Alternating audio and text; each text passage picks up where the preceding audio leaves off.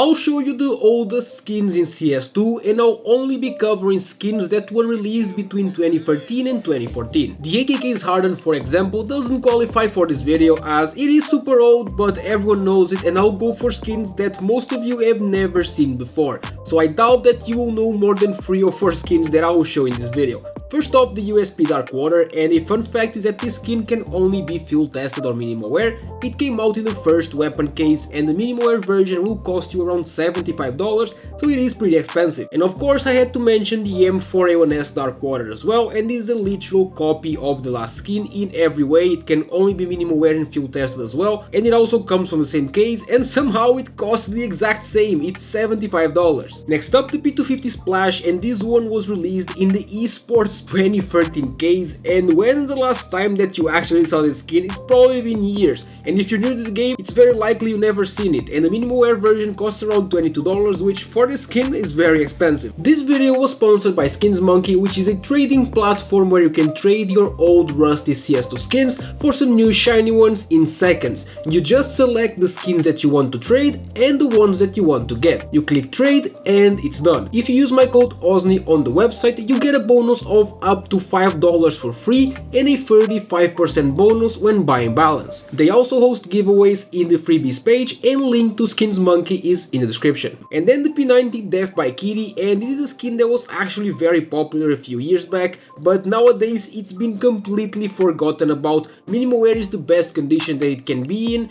and in this case it will cost you around $43.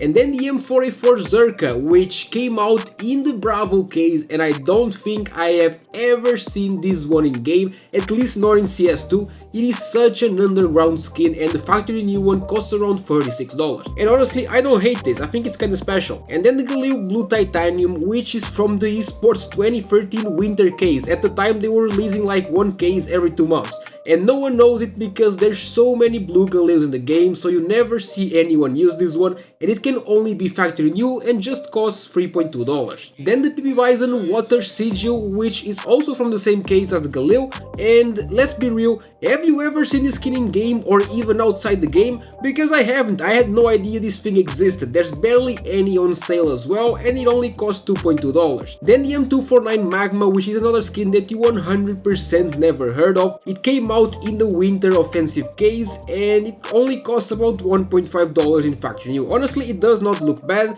but because it's so old and because it's an M249, no one ever uses it. Then the Desert Eagle Heirloom, which came out in the CSGO weapon case 3, and I feel like this is one of the more known ones of the video so far, as it is very similar to the vanilla skin and it is somewhat popular, I guess. So let me know in the comments if you knew this one, and the minimal wear one costs about $6.5. And then the CZ the Fuchsia is now, and this one used to be so well known back in the day because at the time a lot of pros used this skin, but nowadays you never ever see anyone use it because 1, it is super old, and 2, the CZ is just bad in CS2, no one uses it, and the minimal wear costs around $27.5. Then the Mach 10 Tatter, which this skin came out from the Huntsman weapon case, which released back in 2014, and I actually really like this skin. The problem is that the factory new is almost $10, so it is not super expensive, but when it comes to a Mach 10 that basically has no artwork, it is not that cheap. And then the M4A1S Cyrax, which is 100% one of the most well-known skins of this list. It's between this one and the next one, but the Cyrax still looks good and it is still used today,